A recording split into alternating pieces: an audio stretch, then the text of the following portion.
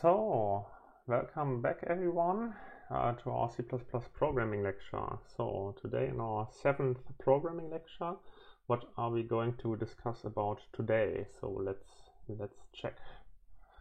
And just give me a second here to switch my monitors.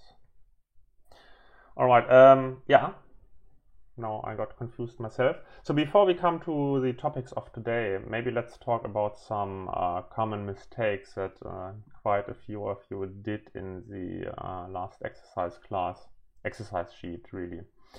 So please be very careful not to confuse between the allocation and or deallocation operators. So you use the operator new, the plain operator new, to allocate objects on the heap dynamically. And whenever you allocated an object using the plain operator new, you also have to use the plain operator delete to get rid of that object, to delete it, so to say, and to free the memory on the heap. Whereas if you wish to allocate an array dynamically on the heap, you have to use array new for arrays. And of course, once you're done with your piece of memory, with your heap allocated array, you also have to use array delete to free that array, to free that piece of memory. So please be very careful about that. Do not mix those operators up. Otherwise, you are left with undefined behavior, and that's really not what you wish to have in your program. One other thing, maybe the C programmers did that a lot. At least that's my that's what I think really, because in C that was quite common to have, for instance, if you write a for loop, to have the loop counter variable defined outside that for loop. So you would have an int I in plain good old C. Integer I is a loop variable, and then you have a for loop which then initializes that loop counter variable I, and then you have all the rest here really. Versus modern C, and of course also modern C++, and you would have the integer I directly inside of that loop, so to say. You would declare and define such a loop counter variable directly in that loop. So, and usually it's good practice, so please try to do that whenever possible. So do not introduce variables before you need them really. So only introduce variables when you need them, and not specify everything up front, because the code becomes less readable if you do that.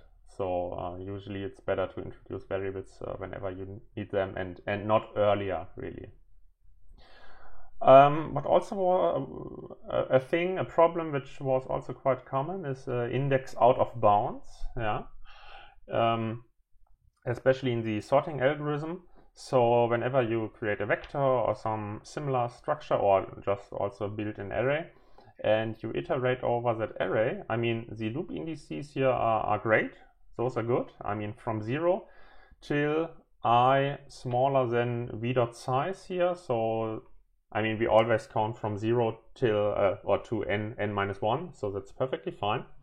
But if you do some arithmetic with your loop indices within that for loop, for instance, in such a comparison here, v at the position I is perfectly fine, right? Because I goes from 0 to n-1.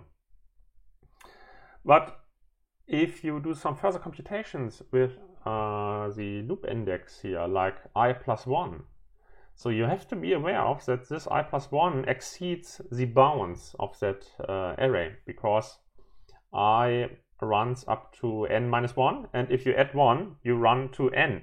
But as you start counting at 0, you're out of bounds already, and this would lead to undefined behavior. So be very careful. So here you have to subtract 1 to make this index valid again. So be very careful not to risk an index out of bounds.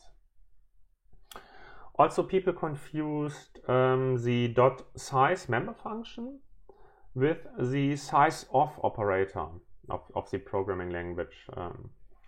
So whenever you have a container in C++, you usually always have the member function .size that you can call on a variable of that particular container type. And it will give you the number of elements or the number of entries within that container.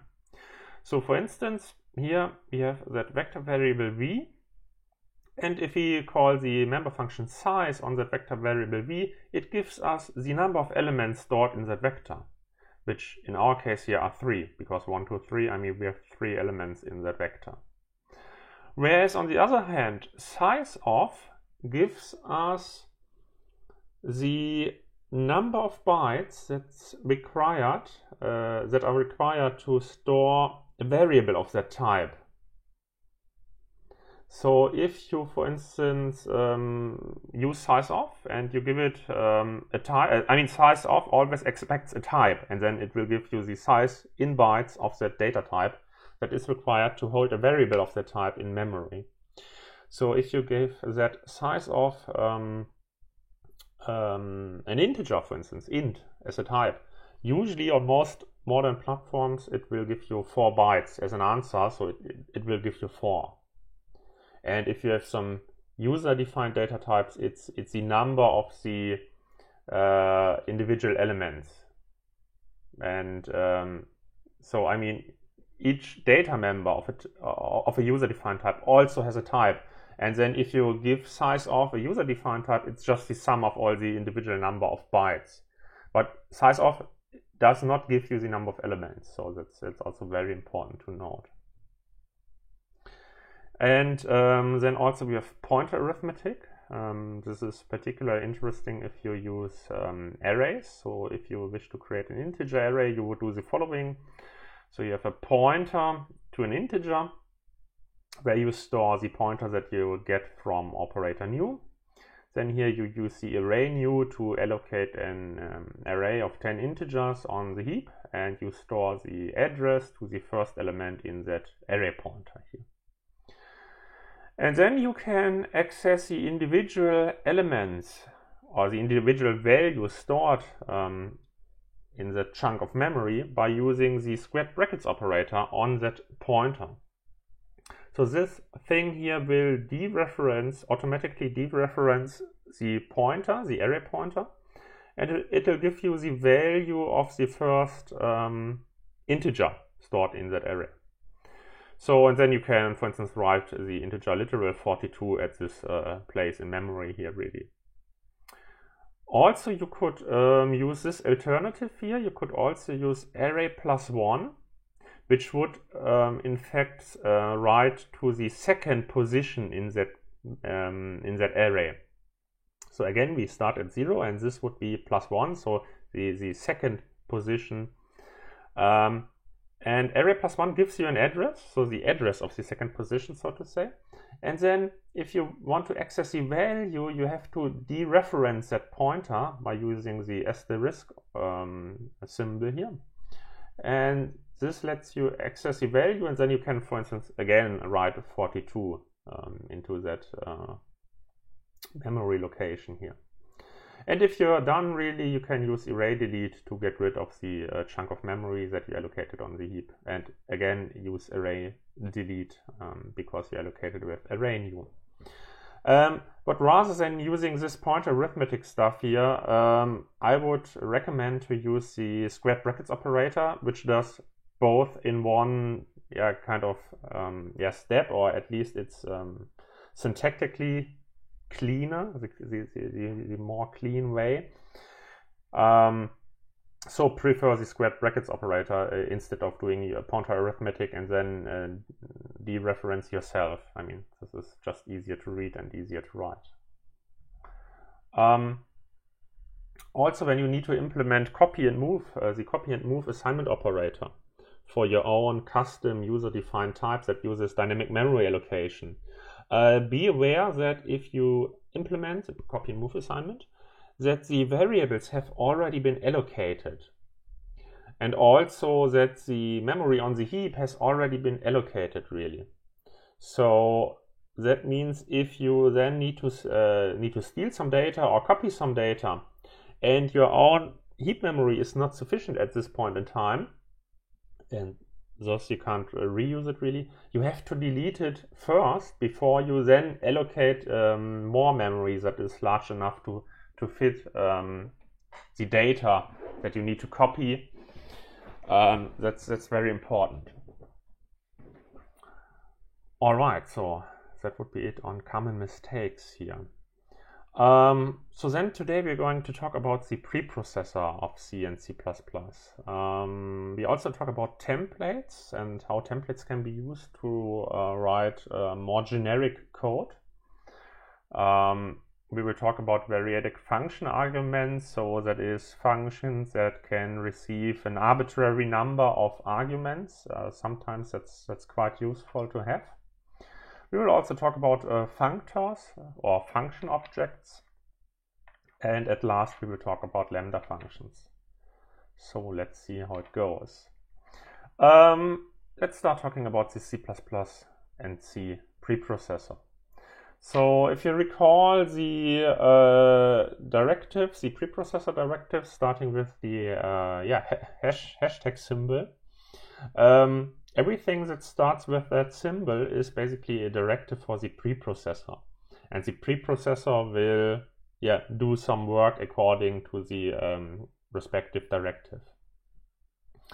The C preprocessor, oftentimes you abbreviate it with CPP, is just a text processing program. So it's no magic at all, really. It's just simple text processing.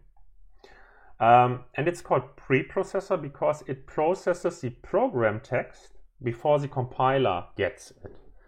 So again, recall the C and C++ compiler as a language processing system. You have multiple steps involved in a compilation process. And the very first step really is the preprocessing of the program text, which is done again by the preprocessor. And only then the preprocessed program is handed over to the compiler.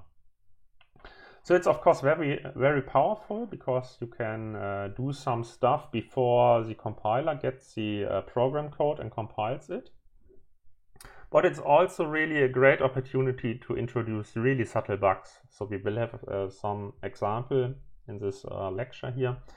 And yeah, you can introduce bugs which are really painful to debug, and you need lots and lots of time to find those kind of bugs and to fix it. So you have to be very careful what you're doing with the preprocessor.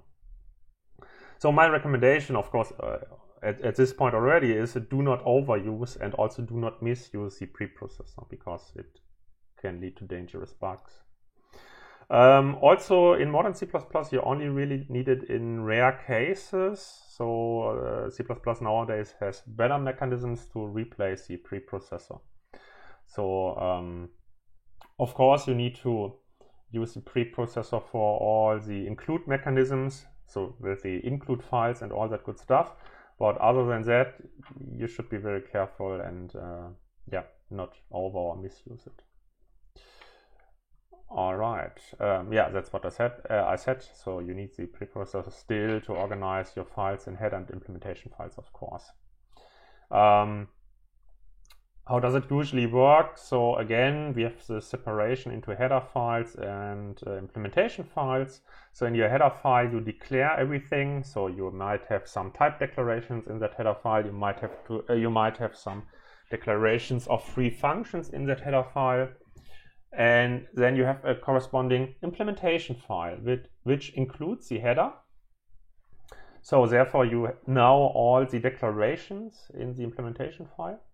And now in the implementation file you provide definitions for all the things that you declared in that header file. And each user of maybe of your type or of your functions that you declared in that header file need to then include the respective header file, and then the compiler is able to translate, to compile each file that uses your type, for instance, or your free functions that you declared here in that header, and the compiler is perfectly fine. And at the very end, of course, once all individual implementation files have been compiled, then the linker make the respective links to the gaps that might be found here in the user. Because again, in the user you only include the header file. That means you only know the declarations. You are missing the implementations. What the linker will fix that for you eventually. So yeah, again, so in C++ we use a module-wise compilation of implementation files. So implementation files have the ending .cpp, as you already know. And the idea really is that each implementation file, so each CPP file, is compiled individually into an object file. It may contain some gaps because of missing definitions, which will eventually be resolved by the linker, and the linker will produce an executable file that you can then finally run on your machine. So, and you have to recognize that the header files are not compiled at all. The header files only really declare stuff, declare functions, declare types, but they do not usually define anything. And so the header files are only included in the implementation files that wish to make use of those functions or types that are declared. Each implementation file then becomes pre-processed and then compiled. So if you wish, you can consider the preprocessor as a kind of second language, which does simple text processing and replacement. So that means that in C and C++ we actually also have a second language. So it's actually two languages. First of all, it's the simple text processing language of the preprocessor. And then we have C, C++ as a language itself. So, which also introduces a problem, because now the programmer has to deal with two languages rather than one. And it gets even worse. So in C++, you have a mechanism, which is called templates. So templates are a powerful mechanism. We will talk about templates today. And it turned out at some point that you can misuse templates to do something which is called template metaprogramming. And template metaprogramming is essentially a third language that lives inside of C++. And what's even more curious is that template metaprogramming is even a Turing-complete language. So that means that once you have template metaprogramming, you can also compute everything in template metaprogramming, which is quite strange. And also, in a mathematical sense, it means that there cannot be a correct C++ compiler, because you have a Turing-complete language in another Turing-complete language. Whatever that means for implementations, I don't know. You have to look it up. But again, you cannot have a correct C++ compiler according to mathematics, because you have exactly that, a Turing-complete language living in another Turing-complete language. We will talk about how to misuse templates for template metaprogramming. In short, it's called TMP next time. But please, that's only just for fun. You shouldn't really use it. So if you can avoid template metaprogramming, you're probably better off to avoid it and use some other mechanisms instead of TMP. Again, why do we need to use such a complex system for modularity? I mean, this header file and implementation file mechanism. So why is that? The problem really is compatibility. So C had the system before, and so C++, to be backwards compatible, had to adopt the system as well. So that's the reasoning behind that. In C++20, and compilers are currently implementing all that stuff that has been decided by the standardization committee. C++20 will have a kind of Java-like module system, where you do not need to use a separation of declarations and implementations. So again, in Java, for instance, you only have function definitions. You do not have declarations at all in the language. It's probably for the better. And so in C++20, you will be able to use that as well. Okay, so C++ directives. So what are some important C++ directives that you need to know? So what's very important, of course, is include. Yeah? Using the include directive, we are including other header files which declare a bunch of stuff that we are willing to use in the implementation file that we are currently working in when we use include here. We also have define. With help of define, we can define some symbols. For instance, we need define when we introduce the include guards. Remember the include guards? There we use define. So we use like if and def and then a symbol name. And then if it was not defined yet, we defined that symbol. And at the very end of that header file, we had this end if, which also was a preprocessor directive. So we, in addition, also have an ordinary if. We have else if. We have end if, that was if you implemented include guard at the very end of a header file, we find an end if usually, hopefully. We have an else, if def, so if a symbol is defined, if defined, and then you give it a symbol. Or if and def, if a symbol is not defined, if not defined, and then you give it a symbol name.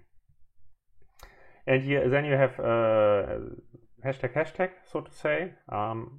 And this is a dark corner of C++, or also of C, because this also exists in C. I won't tell you anything about that. Please go ahead and Google for yourself. Usually you don't need it. If you're really an expert level programmer, there are some applications for that, but nothing that needs to be discussed in a beginner C++ course, really. So I won't mention that.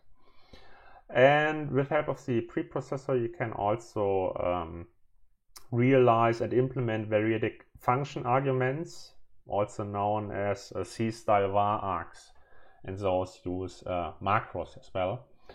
Again, this is also dark corner of C++, so there are better ways to implement variadic function arguments, so functions that take an arbitrary number of inputs in the parameter list. So you won't really need those, and also that's why we don't really discuss about the good old, I mean not good, but the old C-style var args. So classic include for including header files. You already know this mechanism. How do you do it?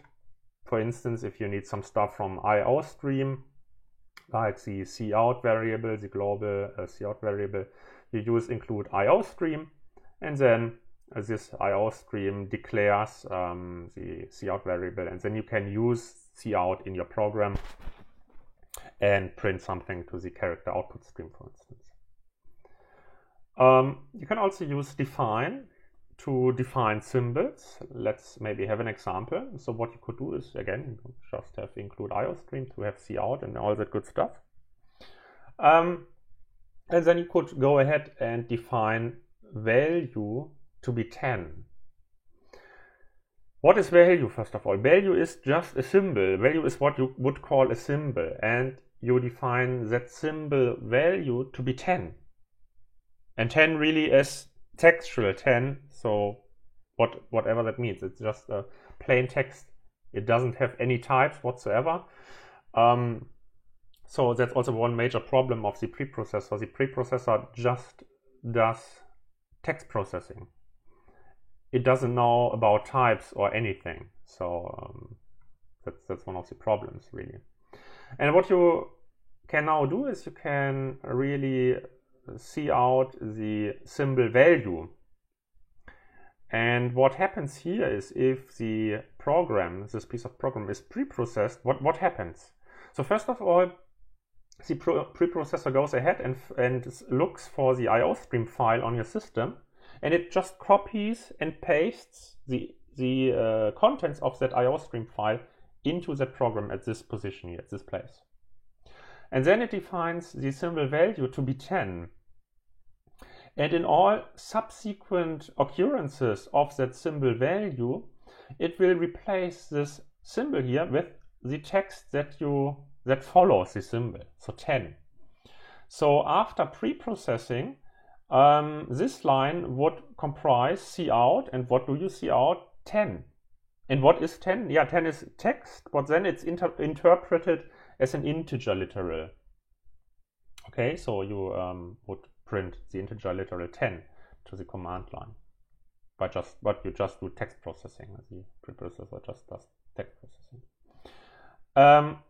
We also have ifdef, so let's have an ifdef example.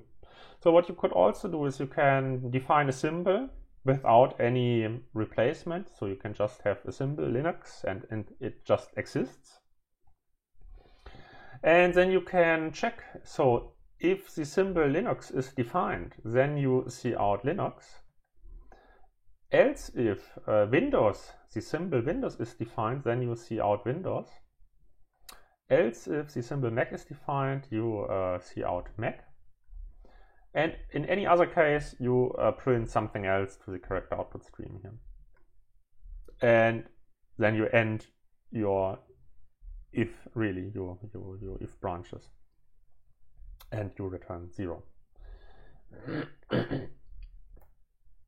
So what happens here is, and you have to be aware that this whole pre-processing stuff happens at compile time.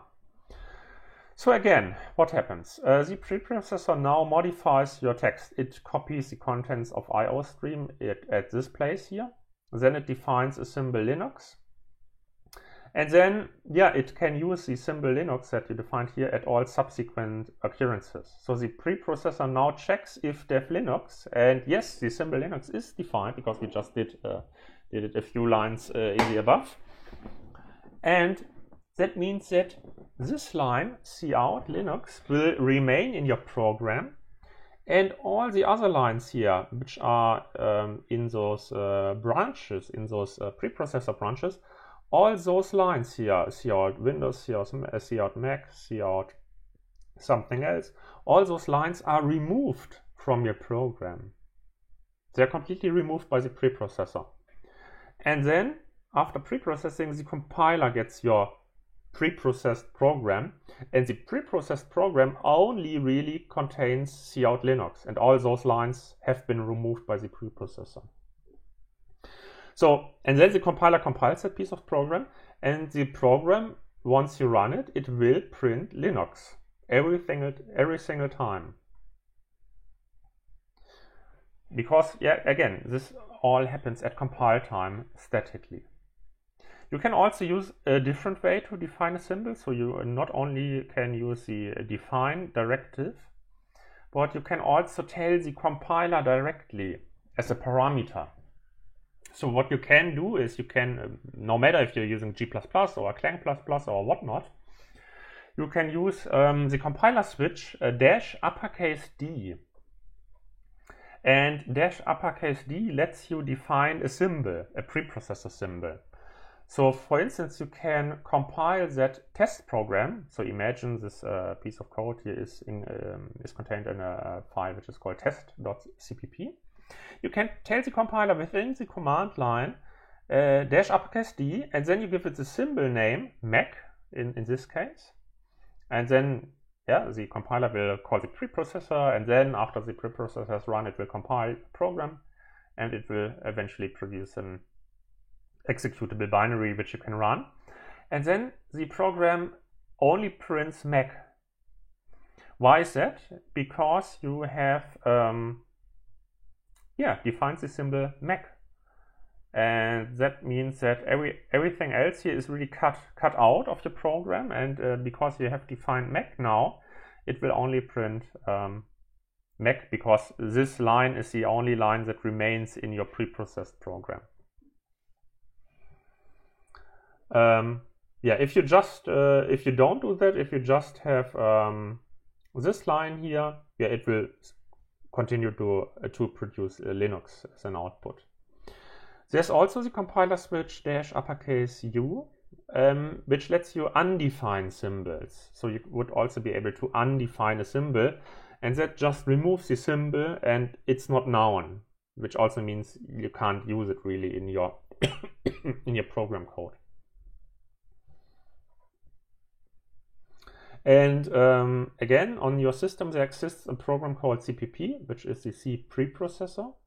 And you can also, if you have some include or some implementation files, you can also run the preprocessor as an individual program on those source code, and you can use the -E and -B options or both to have a look at the output of the preprocessor. So if you're curious what your preprocessor actually does to your plain source code, you can call the preprocessor by hand and have a look at the output. Yeah, you can also do comparisons. So the preprocessor also supports comparisons. So you can define the symbol value to be 10 or to be replaced by the text 10. And then you can, at another point later on in the program, you can have a comparison performed by the preprocessor where you compare value against 10. And yeah, apparently value is defined as 10, so this comparison will succeed.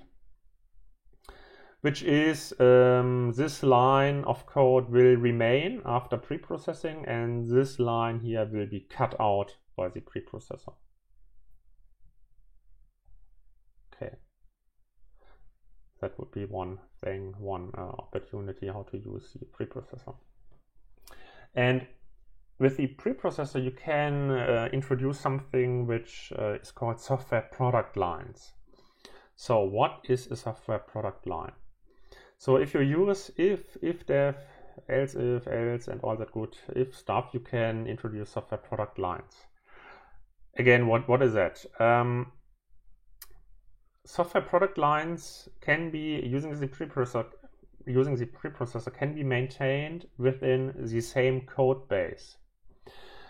And to give you an example, what a software product line is, imagine you have some printer software. So you have some software which communicates with printers, and it does all the communication with a printer.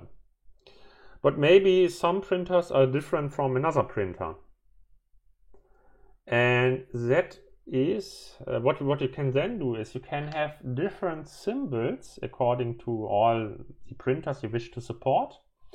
And if you have a printer that has to be programmed in, let's say, a kind of special way, different from other printers, you can use preprocessor if-defs to define some code that is specially crafted for this particular piece of hardware, really. So, and then you can, using the preprocessor, you can compile different software for different printers, and you can maintain all the code in the same code base. That's the idea. And how do you compile different software from the same code base? Yeah, I mean, you define different symbols then, and then depending on the symbols, you will be left with different pieces of modified source code. So for instance, the Linux kernel has many if-def directives, and I mean, it can be compiled for many platforms, and some platforms require some things to be implemented in a different way than other platforms. And you can have different pieces of code for different platforms, and you cut out the things that you don't need by using the if and if-def mechanism of the preprocessor. So, and yeah, in practice, almost all larger software projects use the preprocessor to establish those so-called product lines. And the configuration for the C preprocessor or C++ preprocessor symbols are usually and hopefully maintained in a huge table. So at some point in your software project, you have some documentation which tells you what important symbols there are and can be used, and what are their effects. That's hopefully all documented within your software project somewhere. Yeah, and then you can just look up the symbols that are needed for the project you wish to compile for, and then you can compile from your code base this particular software project. And if you use some other symbols and enable some other symbols and disable some some symbols, you can of course compile software for a different product. So another great example is car software. So I mean, maybe you have some, well, what could you have? Some car assistance systems that are implemented in software. I mean, they're reading some sensor values and all that good stuff. And maybe you need to compile a car software. And so what you do is you look up the symbols that you need to compile the software for the car model XY of brand Z. And then you use those symbols and then you compile it, and then you have a piece of software that can run on that particular car. Maybe the preprocessor has some length that it specifies, or how long is the car. Maybe that's important to the assistance system, to the technical assistance systems. And maybe then if you need to compile the same software, maybe that the car company has a smaller car, which has a different length, really. And then you need to specify some other symbols for the preprocessor to compile a software product that can run on this specific car. Yeah, and again, of course, don't mix those symbols up. So it would probably be a better idea if you accidentally compile a piece of software from your code base for one car that is actually meant for another car. That's probably not a good thing. Exactly. So, and again, that means that the basic idea really is that you have, from a few components, you can create arbitrary complexity. So if you think of Lego mannequins, you can think, yeah, do I wish to have? I mean, I've now those pieces here. Maybe those are some pieces of software of individual features. And using the preprocessor, you can now choose which components you wish to have made your Lego mannequin out of. So, do I wish my mannequin to have a head? Then yeah, I can say, yeah, please, that must be it must have a head, and you can set the appropriate preprocessor symbols. Then you can also choose whether your Lego mannequin should have a helmet or a hat or a walkie-talkie, or what is it, red trousers or blue trousers. So out of a few components with the help of the preprocessor symbols, you can build all those different kinds of Lego mannequins. And each Lego mannequin really represents a completely different piece of software that has been obtained by the that has been obtained from the same code base, but just by choosing different preprocessor symbols. And that's the main idea. And then for larger projects, really, you can also model it in a so-called feature model. So you can have a feature model that restricts valid configurations. So it probably doesn't make sense to have a Lego mannequin without a head. So you probably at least need a head. And you may, in addition, also wish to have a headpiece, which is specified here. A headpiece must be a helmet or a hat. So you can specify valid configuration in a feature model, which probably makes sense. Because also a Lego mannequin should probably have a pair of legs that might be appropriate. So, and again, in software also, you just need some existential parts of your software, and then you can introduce some variability using the individual features, really. So finding bugs and testing software product lines, yeah, that should be relatively easy, right? So no, it's not. So welcome to hell if you have to find bugs and test software product lines, which you do have to do, especially if you write some production software. It is very difficult. It's very difficult. It's just one code base you could ask, and the answer again would be no. It's much more complicated than that. Why is that? For every use of if or ifdef, So every use of if or ifdef leads to two different programs that can be possibly compiled out of your overall code base.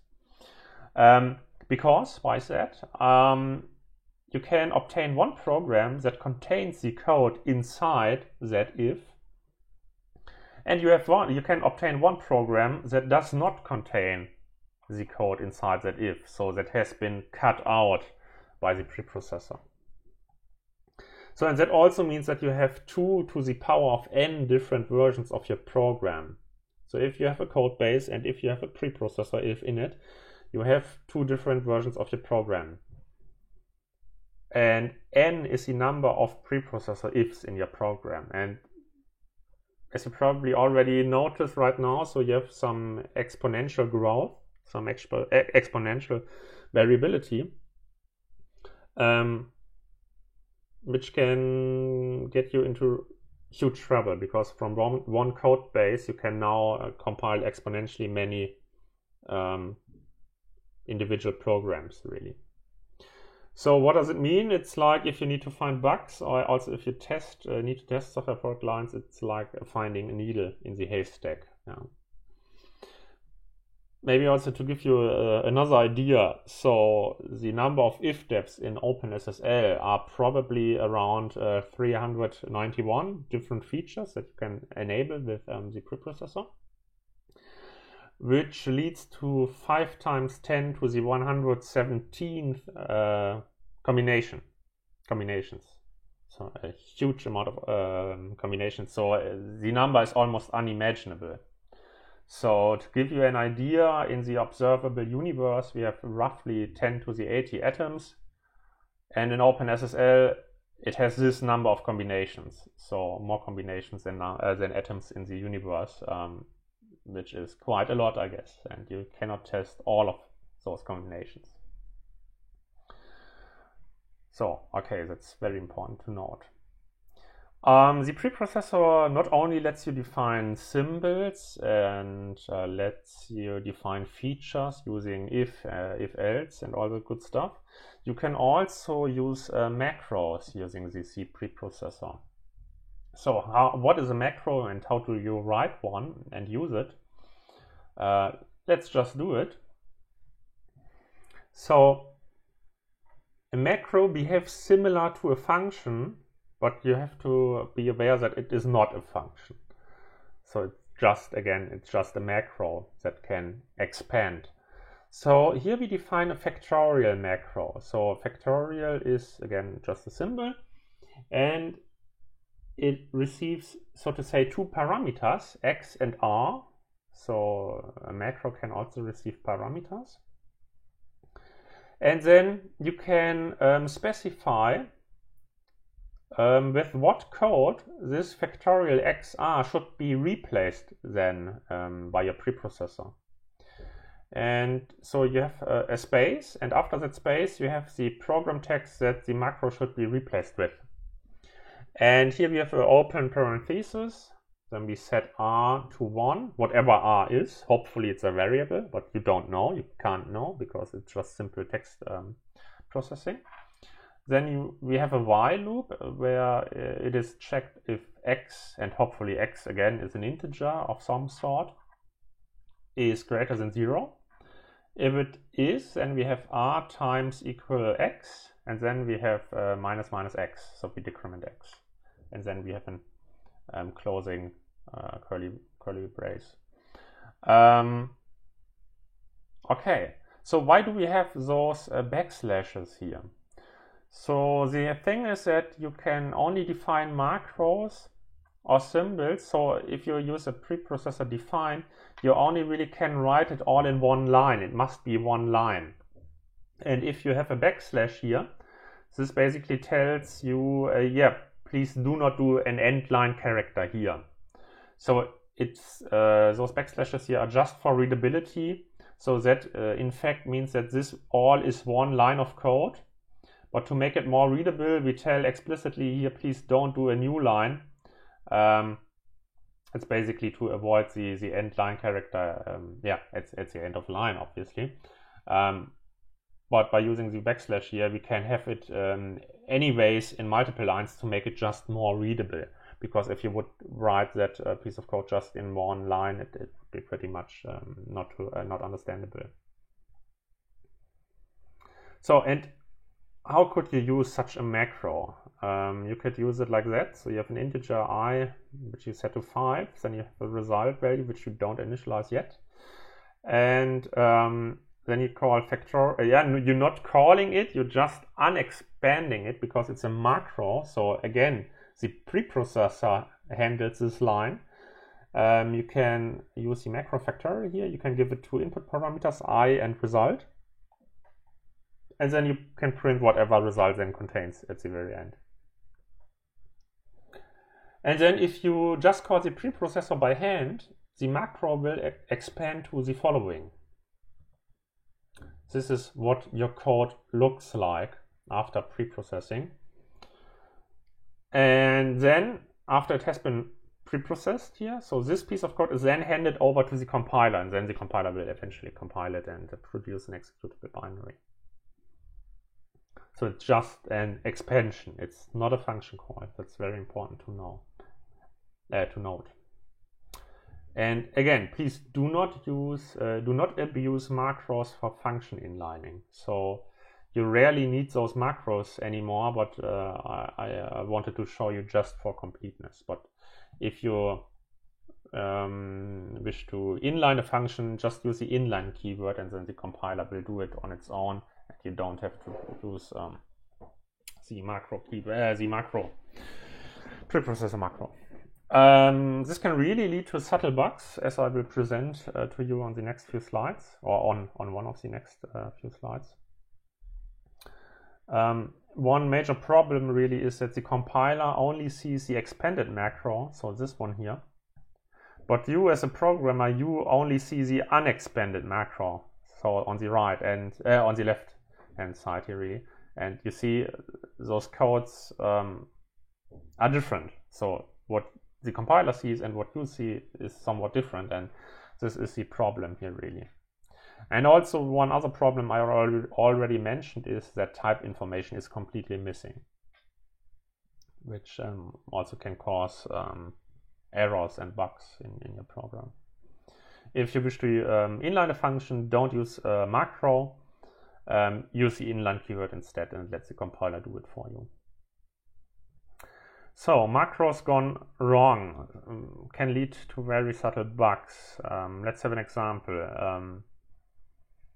So one might have the idea, yeah, maybe let's have a macro that computes the absolute value of a thing. And it has one parameter x, and then this macro here should be replaced by what follows now. So after the space character. So if x, and whatever x is, hopefully an integer of some sort, or at least some number, if x is smaller than 0, then have minus x. Otherwise have x. So that means whenever you put in a negative number, so it adds another minus, which makes it positive here, and otherwise it just stays positive as is. So, and some usages. Okay, you can have the absolute value of minus 42, and you can have the absolute value of 42, and it will of course work. You can also have the absolute value of minus t, yeah, nothing fancy. And then you can print all the corresponding values I, j, and k. So I will probably be 42, so far so good. J will also probably be 42, so positive 42, everything. And yeah, what will k be? Here we have a huge problem here with k. Because what did we use as an input? We used minus t.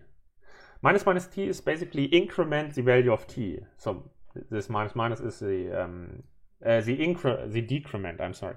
It means decrement t, so it's the decrement operator. And the problem here now is macro expansion. So what will be printed?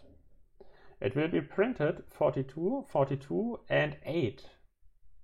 although t was 10 and we put in minus minus t, which should leave us with 9, but here we are left with 8. So why is that? If you look at the expanded macro, we will see the following here. So the first two cases, I and j, are perfectly fine. And here, by using minus minus t, we have a huge problem. Because, again, the preprocessor only does text processing. So it takes a minus minus t as text for x, and it puts it in here. So minus minus x is here, minus minus x is here, and minus minus x is here. So we decrement it once in the condition here, that is to be checked, and then we decrement once more in this branch or in this branch. So we decrement twice, and here you see the expanded code. And of course, that's not the behavior that we desired, really. So really subtle bugs and really, really hard to find. So please try to avoid those things. We also have some useful predefined macros that you can make use of. So we have the special underscore underscore file underscore underscore macro. So in general, if you need to name your functions, or if you need to name your variables, or anyhow, if you need to name anything in your code, please don't start your names with 2 underscores, because 2 underscores are usually reserved for the compiler and for special symbols defined by the language or the standard library. So never start your own symbols with 2 underscores. Those are reserved, those are special symbols. So here, for instance, you have the special symbol file defined by the preprocessor. You have a date, time, and line that you can use, and also std, which gives you basically tells you if you're using the C standard. And if you compile that piece of program and if you print it, or if you run it, it will print the following data here really. File is replaced by the file the preprocessor currently works in. Date will be the date of when the preprocessor has been run, and again time at line and also the NCC standard will all be printed here. So you can make use of that. How can you make use of that? I mean, you could define yourself an error handling macro, similar to the assert which I presented last time. So you could define yourself an error handling macro or some kind of your own assertion macro, which obtains a Bool expression, so something that can evaluate to true or false. And as a second parameter, you give it a message. And then, of course, because it must be all in one line, you use the / characters here to still be able to have it written in multiple lines to just make it more readable. And what you do now is you check the Bool expression. And if the Bool expression evaluates to true, then you enter basically this branch here, and then you print, detected unrecoverable error with the following message. You also print the file in which the error occurred, and also you print abort program, and then you can abort the program. Do we also have a usage? Yeah, and then you could use your macro like this. So you give it you use the error macro here. You give it 2 parameters, 1 and oops, as a message. 1 obviously evaluates to true, which then means that this piece of code is executed here. All of a sudden you have your own kind of assertion-like macro that you just defined.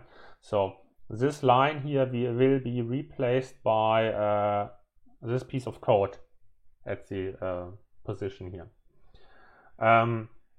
And the great thing about those error handling macros is that you can develop your software product using those error handling macros. And once you're fine and you're happy with your software product and you wish to ship it to your customer, you can compile your software and you can use the undefined mechanism of the preprocessor to completely undefine this macro here. So it does not exist anymore, so it's just replaced by nothing. And so you have your fast program without any of those error handling macros that you can then ship to your customer. That is how it's usually done. So notes on the preprocessor.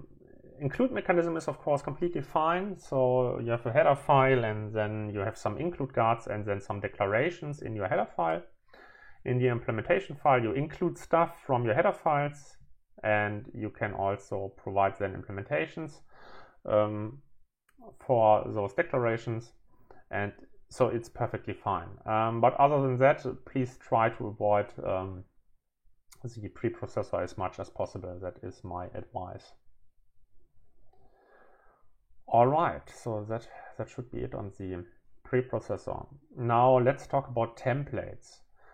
Templates are part of C++. So templates are not preprocessor related. Templates are part of the C++ compiler.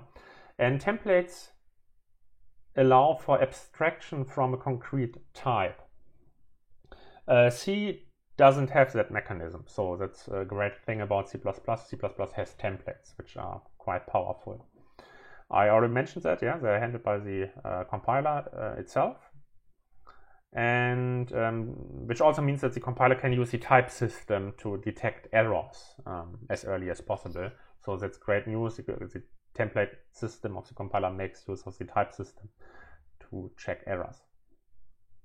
If you go to CPP reference and look up what a template is, it will give you the following answer. It will tell you a template is a C++ entity that defines one of the following: a family of classes or structs, class template is it then called, which may be nested classes.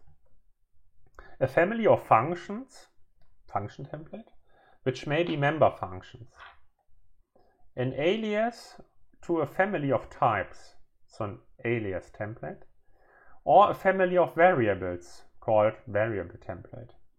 So templates are parameterized by one or more template parameters of three kinds: a type template parameter, a non-type template parameter, or a template parameter. All right, so what does it all mean here? We will have some examples on the next few slides on what that all means. So first of all, it's important to note that you can have class templates, that you can have function templates and variable templates, and yeah, not that frequently, but quite useful still, alias templates. And usually template parameters are types, but there can also be non-type template parameters, for which we also have an example on the next two slides, and further template parameters. Okay, so let's see. One more thing here. If template parameters are specified, so if you give some concrete input for the parameter, then this is called a template instantiation. And with that, one obtains a template specialization. So let's have a look what that all means. You can think of templates, first of all, that's probably the best mental model. You can think of templates as code generators. So like a template is a little machine. A template is a little machine that produces code for you. So templates are code generators that you give some inputs and then it will automatically produce and generate code for you that you can use. And this is really powerful, and this is also a mechanism that simple C does not have. If you look at the CMath header file, you have a function for computing the absolute value. But the problem is really you need actually multiple different versions for the absolute value function, because yeah, you could maybe put a floating point number in the absolute value function. You could put a double in it. You could put a long double in it. You could put an ordinary integer, a long integer, or a long integer. And all those compute basically the same thing, so the absolute value, but each and every of those functions computes it for a different type. So this fabs computes the absolute value of a float. This abs for an integer. This labs for a long integer. So that's quite painful. That means that you have to, for each and every type that you wish to put in that function, you need to have a new function definition, which is painful. And the template mechanism of C++ allows you to somehow use a code generator for that. So you define a function in terms of, you can define a function in terms of template parameters. And then if that function is called with an integer, the compiler will automatically generate code for an integer, for that function using an integer. And if you use the same function with a double, it will generate code for that function using doubles. So you can save a lot of typing, and it's less error prone if done correctly. So we will have some examples on that on the next few slides again. You have to be careful because template code usually cannot be compiled up front, because template codes are code generators that need to be parameterized. And until you have concrete parameterization, the compiler does not know what to generate, of course.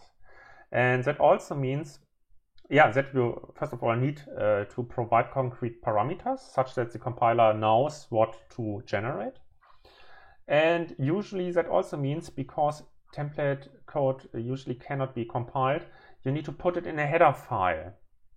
So you put template code, usually you put it in a header file, and you then include that header file containing all your template definitions wherever you need that template code. That's basically how it works. And of course, always prefer templates over some macro directives, because again, macros don't know anything about types. It's just simple text processing, whereas templates know about types. So it's harder to make mistakes when using templates. So use templates if you don't know the type up front, if you don't know the particular information up front. If a class, function, or variable can be used more general, and we will have an example exercise on the current exercise sheet that I uploaded this morning. I'm actually recording this on Friday. And so you have an example in the exercises where you modify the bubble sort that you did on exercise sheet 4, if I recall correctly, and there you use templates to make it even more general. Because sorting again is a more general principle, a more general concept. You can not only sort integers, you can also sort doubles, or you could also sort strings or whatnot. And you will have an example on how you implement such a thing on the current exercise sheet. And templates can also be abused really to compute values at compile time, and this is called template metaprogramming. And templates have never been, how should I put it, have never been created for this purpose. So this has been more or less discovered by some guy later on, after templates have been introduced. Some guy found out, hey, you can compute values with that. That's useful, and we will talk about that in the next lecture. Rather than using template metaprogramming, there is no need to use template metaprogramming, or very exotic use cases at least.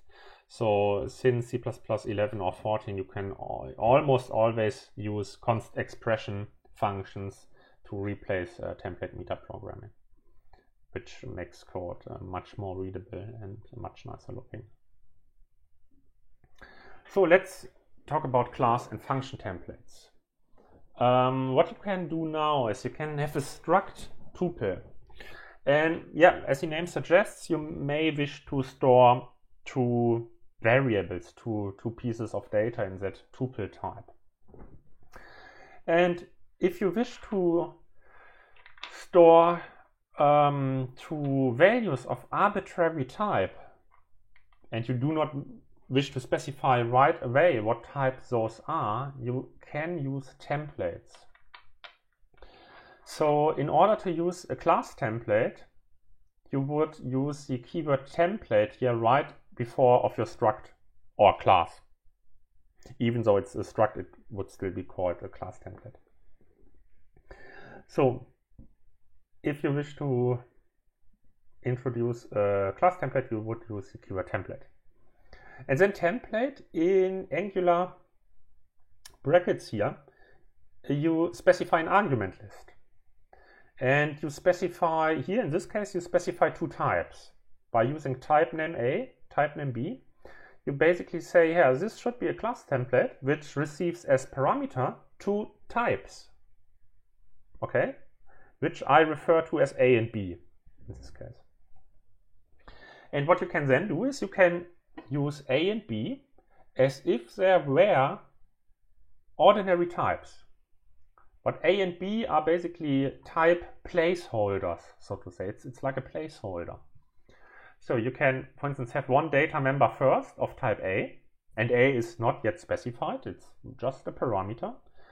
And you also can have a data member second of type B. And again, B is only a placeholder type. You will have to provide a specific type later on once you use that tuple type.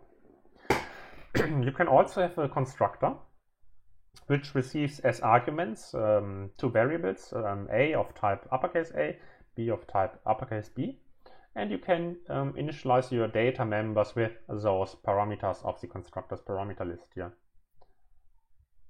So far, so good. And what you can do now is you can create a variable of the tuple type. Here you create a variable t of type tuple. And you now have to provide specific type names for the template parameters A and B.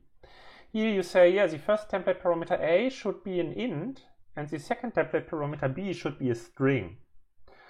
And at this point, what happens? The code generator basically kicks in, and the compiler will generate a tuple for you, a class, or a struct in this case, tuple, where it replaces A and B with int and string. So basically, the compiler will create for you a type, which is also in your program then baked in, where here we have int first and string second. And also here we have a tuple constructor, which takes int A and string B, and it initializes with the parameters here, A and B, the members first and second.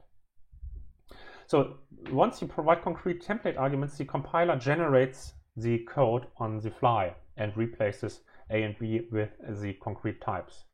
And then you use the constructor, which of course now takes an int and a string, and you provide an integer literal and a string literal, and you have constructed a variable t of type tuple int string. Okay, and then you can of course access the individual data members and print t.first, which will print 5 to the command line, and t.second, which will print hello to the command line. So this is an example for a template class. You can also have a function template, and also if you wish to have a function template, you would start with template. With the keyword template, and you, for instance, here in this example, you give it one template parameter, so one type parameter t, which you just name t here. You can choose those names as you wish to, so it doesn't really matter. Here we just use t. And then you can define your add function, so a function called add, and the add function returns the t, and it also, as inputs, it receives two arguments, A and B, both of type t. And again, t is not yet decided. T is just a placeholder for a concrete type. Here we can use C++ 11 magic. We can use static assert. And we can now also use type traits to do some kind of clever error handling. Because recall, in one of the last lectures I told you, yeah, type traits define some very interesting and useful things to check for some type properties. So type traits, you can using type traits you can inspect some types and can check some of their properties. And together with templates, this now becomes very, very useful. Because what can you do? You can now have a static assert. We know static assert already. And here you can use the type trait is arithmetic, is also a template. We will discuss about how it's implemented in the, maybe in the next lecture. So what you can do is, and you just have to believe me that this works, you can try it yourself if you wish to. So you can now use the is arithmetic thing. This is also a type. It's template metaprogramming. It's a dark corner, but we will talk about template metaprogramming next time.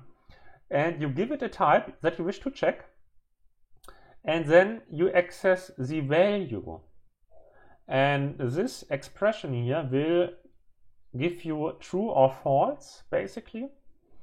And so whenever the type parameter t is an arithmetic type, so int, float, double, something you can do arithmetic with, then this evaluates to true, and then this static assert doesn't do anything. But if that is arithmetic expression here evaluates to false, then the static assert triggers and it will throw an error at you at compile time, and it will give you the error message wrong in this case. And why do you use that? Why do we use that in this case here?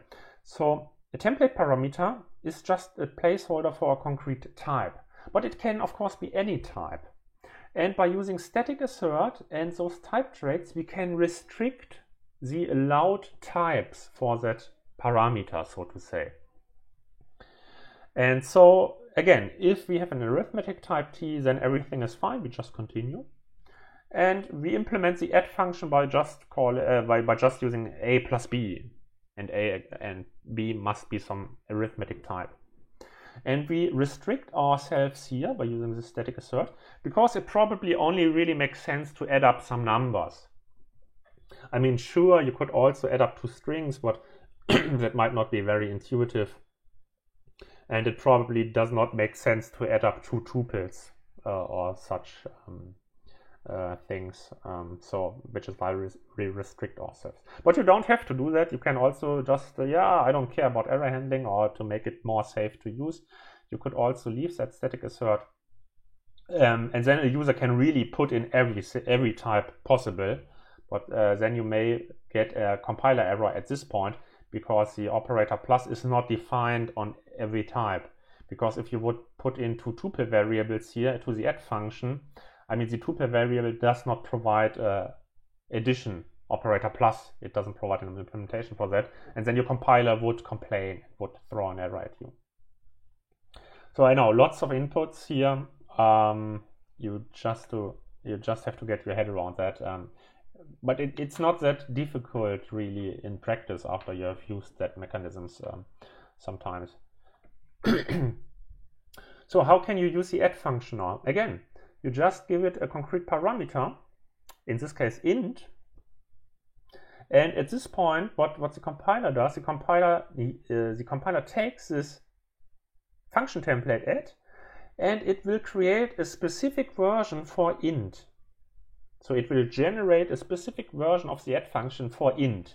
So then your program contains an add function where t is replaced with int. So you have an add function which returns an int, gets two ints a and b as input parameters, and it will just add them up and return the result.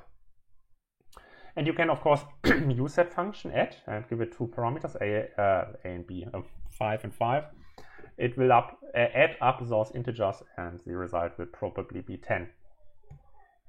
You can also now again use the same function add here for doubles, and you can just give as a template parameter a double, and then the compiler will, again, it doesn't have an add function for doubles yet, so it just generates one on the fly. And then you have also in your program, you have an add function where it returns a double and gets two doubles as input parameters a and b. And so the result will be 3.33.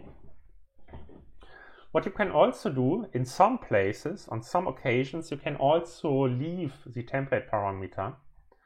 And the compiler is sometimes smart enough to figure out what you mean by that.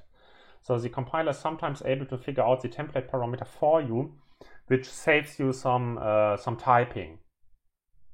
Because it's called type deduction, so the compiler deduces the concrete type that you need here.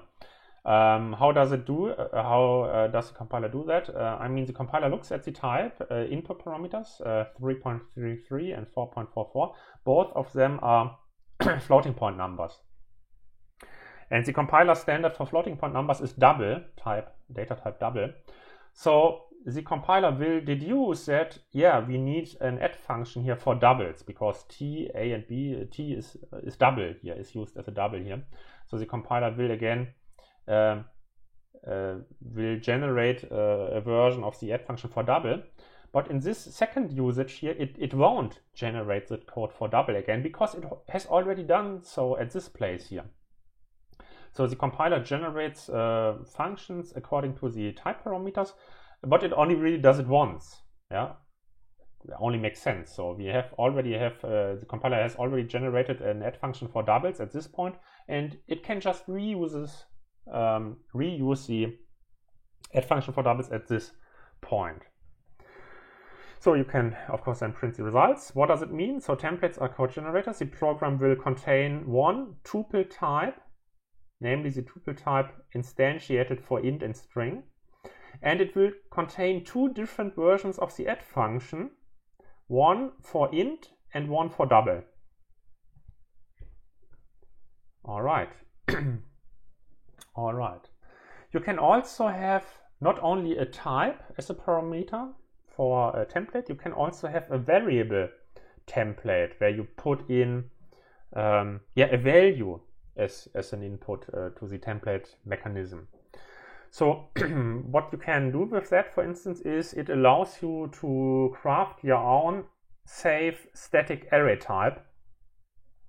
So what we can now do is, for instance, we can write ourselves a wrapper type around a built-in array, which in addition, I mean, a built-in array doesn't store its size, but we can now ourselves create a built-in array type, which carries its size information with it. I will show you the example how it's done now on the slide here. And the STL data type stud array is pretty much the same thing here. So in the STL you have the stud array type, which is also a safe wrapper around a built-in array, which you should use rather than a built-in array, because again you have size information available and all the good stuff. So what you can do is you can have a class template where you have two parameters. The first parameter is a type parameter t, so type name t specifies a type parameter. And then you have a variable template parameter of type size t, so it's a value of size t type. And what you now do is you, for instance, can store the number of elements the array should hold, the built-in static array should hold, in a variable named elements, and then you store the integer that comes in here by this size parameter in the elements data member. You can now on the stack, you allocate on the stack a static array data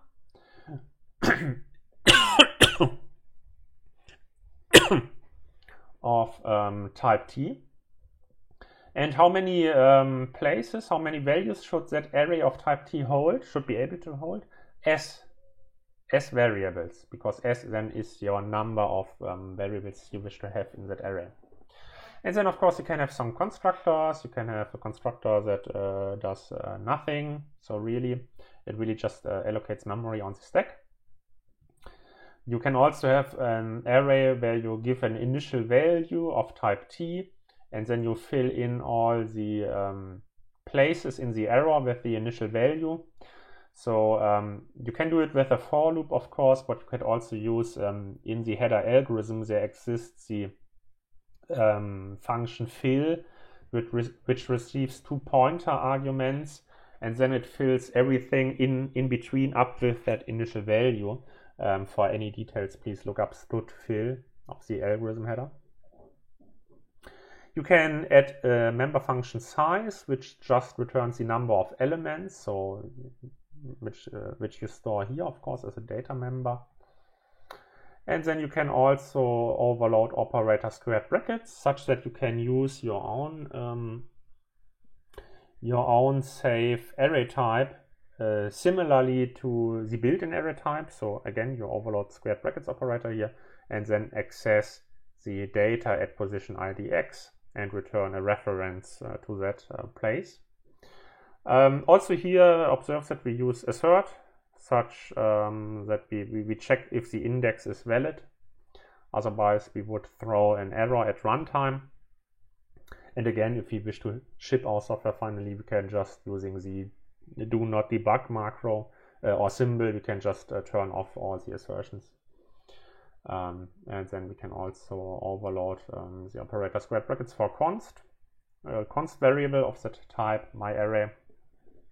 We can overload the output stream operator here to print all the contents of that array to the command line here or to the output stream. Let's have a usage of how that type could be used. So we have myArray, which is again a wrapper around a built-in array essentially, which should be generated for integer.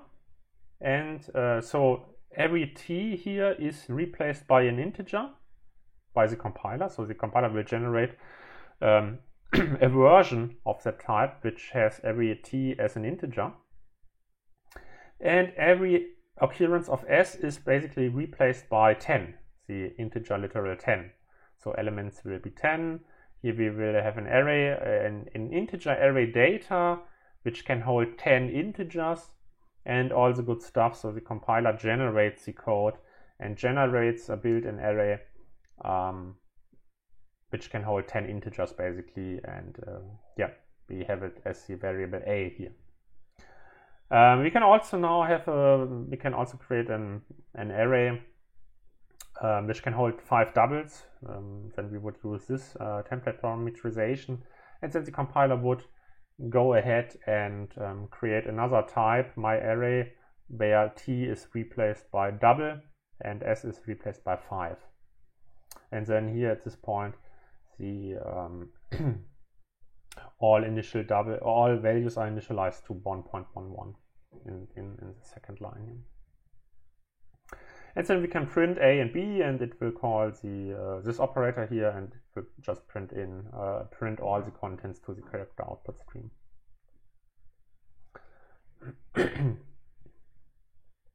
One thing to notice is for the variable templates, which is the second here, where you can give it a concrete value as an input and not a type. Here only integer types are allowed, only whole number types are allowed. Yeah, I won't tell you the reason, because the reason is not very easy to understand and maybe overwhelm you a bit. It's about precision when computing with with floating point numbers. Doesn't matter, but be aware that you can only use plain integers as those variable templates here. So one of C++'s many oddities. So if we have a template and we wish to specify basically a template type, so a placeholder for a type, we used type name, the keyword type name. Like this, here we use type name t, and then we say, yeah, t is a type, a placeholder, which we can use to define this class here. What you can also use, and what you find on the internet as well, is having the keyword class t. And class t and type name t are the same thing. So there's no difference besides the keyword here. So it's the same meaning. Also here class T is a template type, so placeholder for a type. Same meaning, just a different keyword. That's one of C++'s many oddities. So if you go on the internet and you look that up, why that is, you come across a Stack Overflow post which gives the following answer. So the summary is basically, so Bjarne Stroustrup, so the creator of C++, originally used class to specify types in templates, so the second version here, to avoid introducing a new keyword. So the idea was, yeah, maybe if we just use class, we don't have to introduce yet another keyword, because C++ has plenty of keywords already. But then some in the committee worried about that this overloading of the keyword led to confusion. Okay, so that's understandable. So later the committee introduced a new keyword type name, this one, to resolve syntactic ambiguity, because class is already used to introduce a class, right? And decided to let it also be used to specify template types to reduce confusion. But for backward compatibility, class kept its overloaded meaning. So at the very end, it's quite painful. I mean, the intention was good. They decided to introduce yet another keyword type name to distinguish between the introduction of a class and the introduction of a template parameter. But at the very end, they went for the worst of all ways. Yeah, just allow both, and it doesn't really matter to produce complete confusion. So maybe not the smartest way, but I mean, C++ has many of those oddities, as you probably already figured. So let's talk about variadic function arguments now. Sometimes you need to implement some functions where you don't know the number of arguments that it should receive, so to say, up front. So where you have a variable number of arguments, of input arguments. And this is called variadic function arguments. So how can we pass arbitrary many parameters to a function? How does it work? I mean, we can, for instance, have a function printInts which receives one integer argument. We can have a function printInts which receives two arguments, and then we can do ourselves. We can write all the functions in the world with arbitrary number of integer arguments to have basically the right function for all cases. But as you can see, that doesn't make too much sense. It's quite tedious, I guess. So this is obviously not the right way to go. And I already told you, please don't use C-style variadic arguments, which involves macros and stuff. So please don't use that. A better solution is to use a std initializer list. That is the ultimate solution for that problem. How it works is you would have a function printInts, and as an argument it receives an initializer list that you specify to use ints, and you call it varargs, ordinary parameter here, so you can name it whatever you wish. I just chose varargs. And now by using the initializer list as an input argument, you can now pass arbitrary many integers to the printInts function. But caution, if you use the initializer list, you have to put the parameters in curly braces. That's one point you need to remember. So whenever you need initializer list and you need to provide some arguments, you need to do the curly braces. How would such a usage look like? You would of course include the header initializer list and have a function printInts. Have as inputs, as arguments, initializer list of int, and you call the formed parameter args maybe. And then, because it's an initializer list, you can it's a list. You can iterate over all the integers contained in that initializer list by using, for instance, a range for loop. and then you can, for instance, print all the integers one after another. You can also have a generic print function which you implement as template function, a function template. So you make print generic function template. You give it one template parameter, one type parameter t, and then as an input argument you have an initializer list of a type placeholder t. And for every t in that initializer list, you just print the argument to the cout character output stream. That's also possible, of course. And then you can call the printInts function, and again, careful, here you have to do the curly braces to make it work. So you can have printInts and give it the initializer list, and then it will print the values 1, 2, 3, 4. And you can also call printInts with only 2 integers within the initializer list and with an arbitrary number, so it doesn't really matter. You can also use the print generic function, and the compiler is smart enough to figure out what the template parameter must be. So in this case it must be a double, because the individual elements of the initializer list t are interpreted as double values. So t is deduced as a double type. So you can also now call the print generic function that way, and it will print 1.111, and you know how it works. So use initializer list for variable argument lists.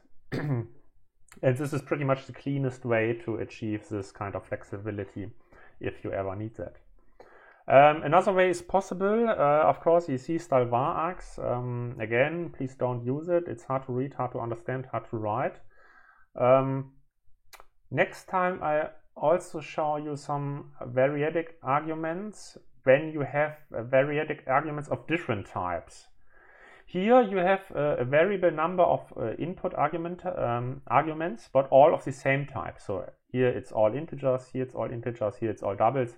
And you could also have print generic for all strings and arbitrary type. But if the individual values need to be of different type, that can also be done. And this can be done by template metaprogramming, which I will show you next time. So sometimes that might be useful.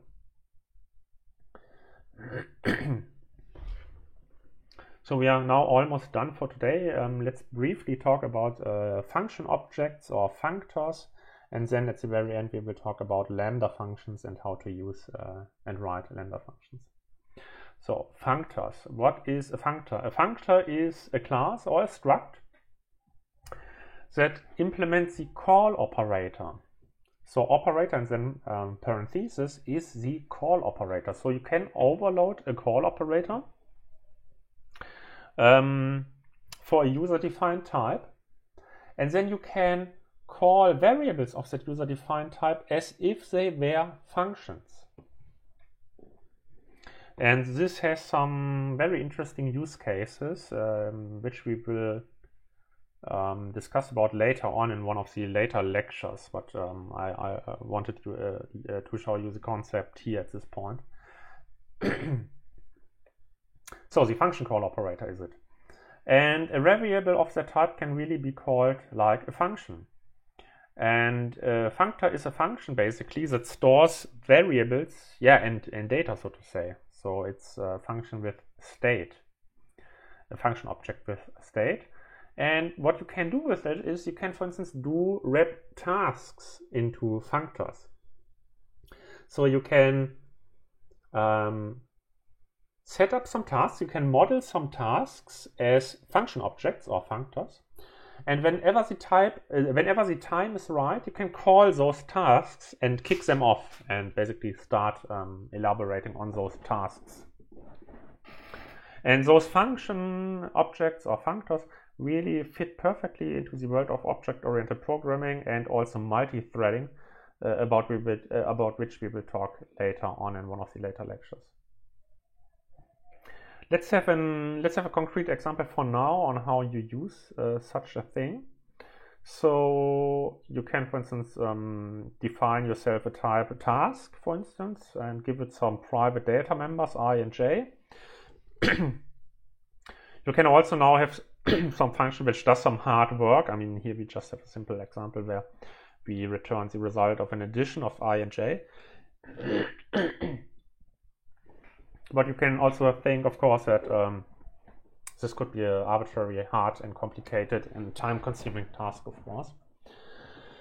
Then you could give that thing a constructor which takes two integer arguments to initialize its data members, I and j, with the parameters provided in the constructor here, to set up a task, so to say. Here you set up the task using the constructor and you make everything ready. You fill in the data members.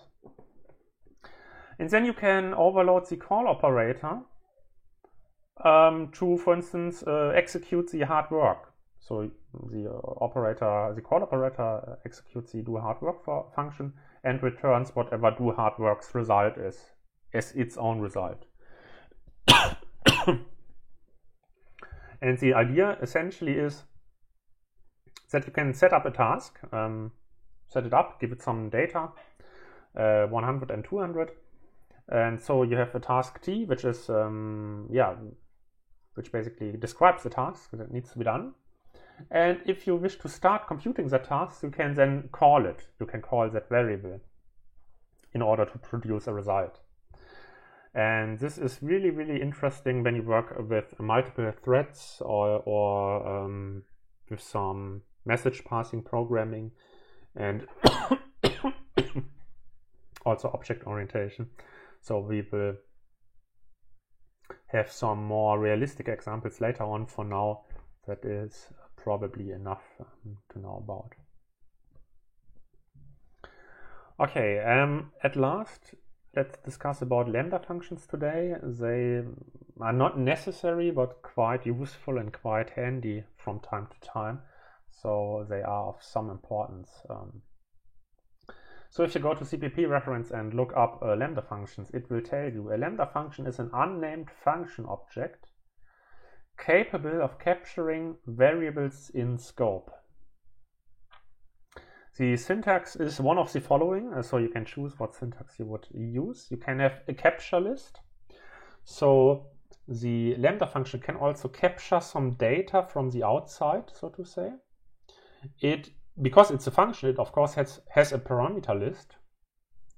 You can then specify the return type by using this arrow here, and then you give it the return type. And because it's a function, you of course also need a function body, which is in curly braces, enclosed in curly braces. You can also use the second alternative, and this is the alternative that I always prefer. So you have the capture list. If you wish to capture some variables from the outside, you can do so. You need, of course, a parameter list. The return type you don't really need to specify because the compiler is smart enough to figure out what the return value is for itself. But still, you need, of course, a functions body because a lambda function is, at the end of the day, still a function, of course. And you can also use this syntax if you don't really receive any parameters. If you have an empty parameter list, you can also just leave the parameter list completely and just have a capture list.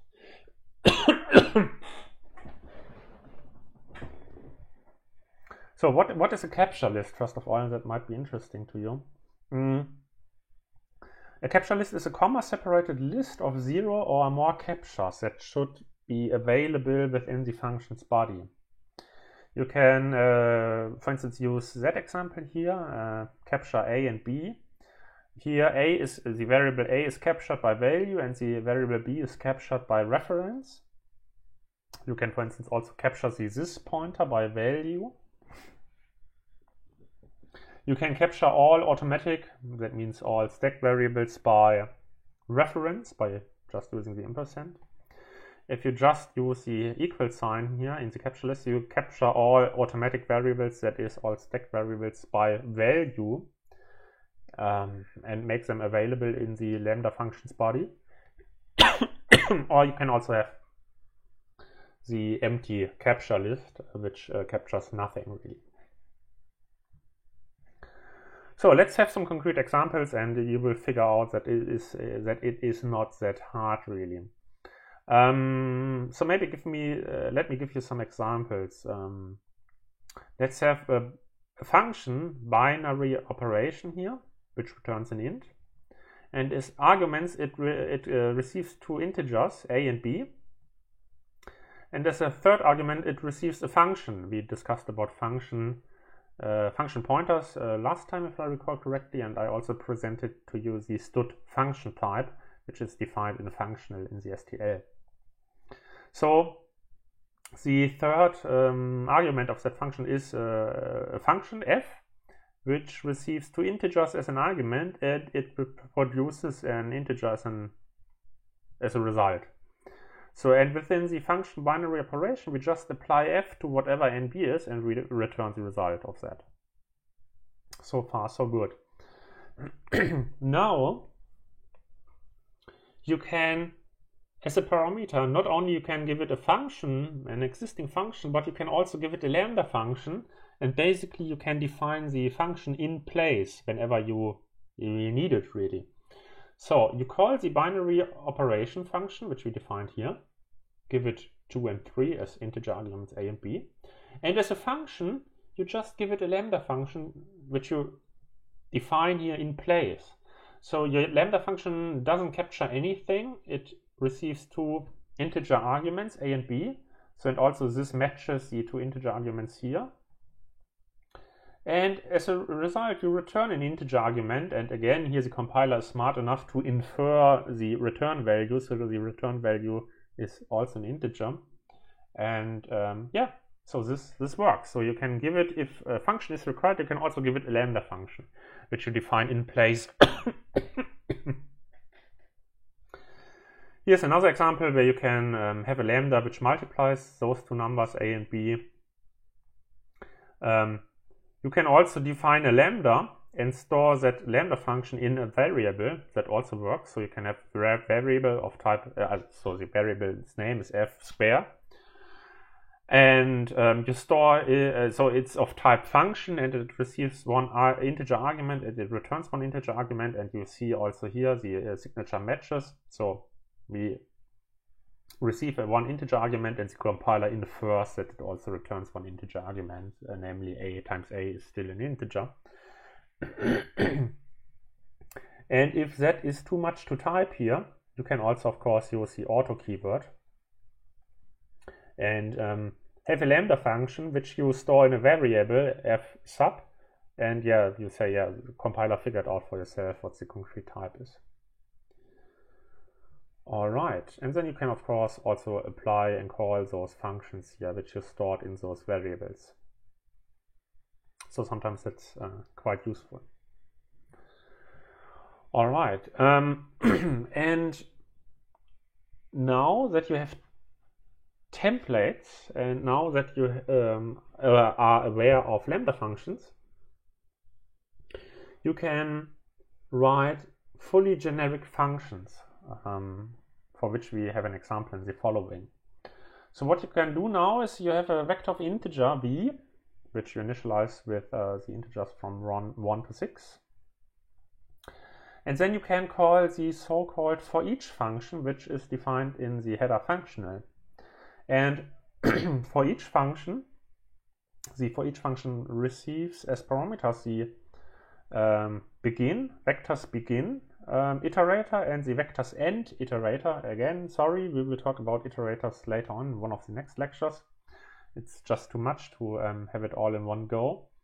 And basically that iterates the complete vector from beginning to end. And as the name suggests, for each, it applies a function that you specify as the third argument for each of the values that is in that range from begin to end. And here we give it a lambda, and the lambda as an argument receives a ref to an integer, and it just squares up all the numbers, so to say. So for each integer is squared by this for each function here. You can also print each variable. So for each number in that range of the vector, you apply this lambda function, which you just define in place at this point, and it will print the value of the integer. So those are some interesting uses of lambda function, because you can in place define what should happen, and then you can basically implement algorithms here, like for each. Oh, sorry, I said for each is defined in functional. Now, if I recall correctly, for each is defined in algorithm. But anyhow, you can look it up for yourself. But anyhow, you can now implement functions and algorithms, so to say, that can operate on anything. They're completely generic, fully parameterizable, and work for all those things here. With lambda functions, you can also use or introduce something which is called predicates. So a predicate is something, a predicate is more or less just a function which receives some arguments, some input arguments, and it will return true or false. So it will return a bool, and then with help of that function you can check if a certain predicate holds, then it would return true, obviously, or it does not hold, then it returns false. And this is sometimes also called a predicate function. Let's have an example of a binary predicate here. You can have a function which is called checkPred for check the predicate, and the predicate function itself receives two references to vector of integers, v1 and v2. And as a third argument, it receives a function which is called pred for predicate, and it applies the predicate to those vectors a and b, probably to check if the predicate holds. How we implemented it here is we iterate all the positions of the vectors and apply the predicate to all entry-wise. We apply it entry-wise and check if the predicate holds. If it doesn't hold, we return false. If it does hold for all entries, we return true. And here this would be called a predicate because it receives two arguments and basically does some kind of comparison, checks if a predicate holds, and returns a bool if it does, true; if it doesn't, false. So you could now call checkPred, give it two vectors, v1 and v2, observe that both of those vectors have the same length. And then the predicate that you wish to check entry-wise is the predicate that receives two integer arguments a and b and just checks for equality. So if equal here is true or false, so if it is true, you can be sure that all the entries of those two vectors are equal. If it would return false, then you can be sure that they had at least one position, one entry that differs from one vector to the other. I won't go into too much details here. So this is an extreme case where you really use C++ in a functional style, a functional programming style. That's usually kind of, how should I put it? Kind of interesting. So it's usually harder to read for the ordinary C++ programmer. So by using lambda functions, you can do all kinds of funny stuff. You can, for instance, have two vectors of integers from and to, both initialized with 10 positions in the dynamically allocated array.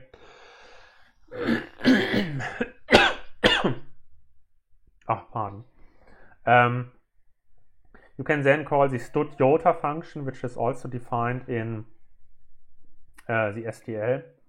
The iota function gets as parameters a range where we use from begin and from end. So for all entries of the vector from, we give it an initial value 1, and then it fills all the vector positions with 1, and then it just counts increments upwards.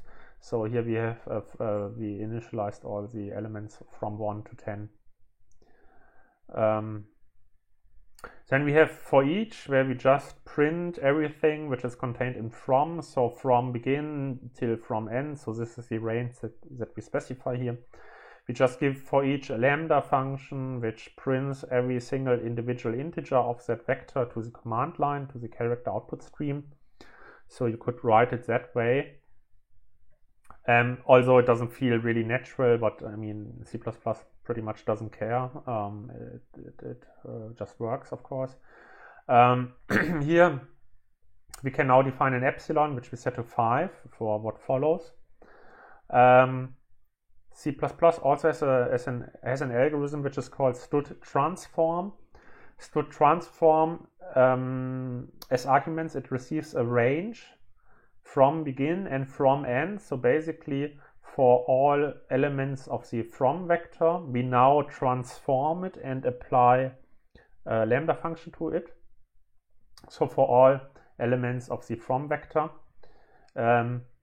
here we specify the output basically. So whatever the results will be, we write them to the to vector and we'll start at the beginning. So here we specify the begin of our output, so to say, and here we say, yeah, please start writing the resulting values to the to vector, and here, to be more precise, to the begin of the to vector.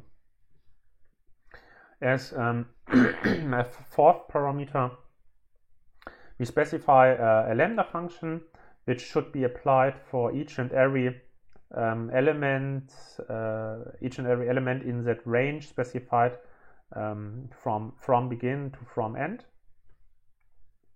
It captures the epsilon here, so the epsilon can be used in the lambda's function body, and as an input argument it receives a single integer d, which, yeah, because the lambda here is applied to every integer in that from vector, essentially. Here we check if d is smaller than an epsilon, if it's smaller as the captured epsilon, which is 5, then we return a 0. Otherwise, we just return d. And yeah, then we close everything. And then we can again print all the contents of the to vector using this strange syntax here to print all the elements. And do you already know what the transform function does here? So the transform function in this place here, as we define it here with the lambda, it acts as a kind of filter function. So for each element in the from vector, we filter all numbers that are smaller than the epsilon, and then we just write a null, a 0, basically. And for all values that are larger than the epsilon are left as is and print, or not printed, but stored in the to vector. So what that means, that the first 5 positions, or the first 6 positions, because from 0 to 5, are filled with zeros in the to vector, and the remaining numbers are then 6, 7, 8, 9, 10 probably, right?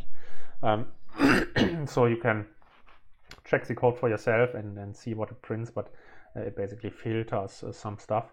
So and this is just to give you an example what you can do with those functional styled and lambda functions. So you can do quite some tricky stuff, but please be aware that C++ is usually not a language that's famous for its functional style capabilities. You can use it that way, as shown here on the slide, but it might also be harder to read, so be very careful when you use that. Okay, that would already be it for today. So what did we discuss about today? So we talked about C++'s preprocessor, about the modularity, using header and implementation files, and in C++20 you can now also use modules, but not all compilers implement that already, so they just need a bit of time, the compiler writers. We talked about software product lines, so which is a very important term, and you should have a good understanding what a software product line is, I guess. We talked about the exponential if-def variability that is introduced by the preprocessor if used in the way I showed you. We talked about preprocessor macros and why you actually shouldn't use them, but just for completeness, they exist. Yeah, I showed you some subtle bug, macros gone wrong. Also talked about the predefined macros like a line number and file name and date and time and all that good stuff. We talked about templates, how you could use them, And we also talked about variadic function arguments, so using std initializer list. And we talked about the functor function objects. And at the very end, at last, we talked about lambda functions and how they can be used and employed to get certain tasks done. So that'll be it for today. Then we continue in the live stream at 16. And other than that, I would say have a nice weekend and yeah, till the live stream or next week. Bye bye.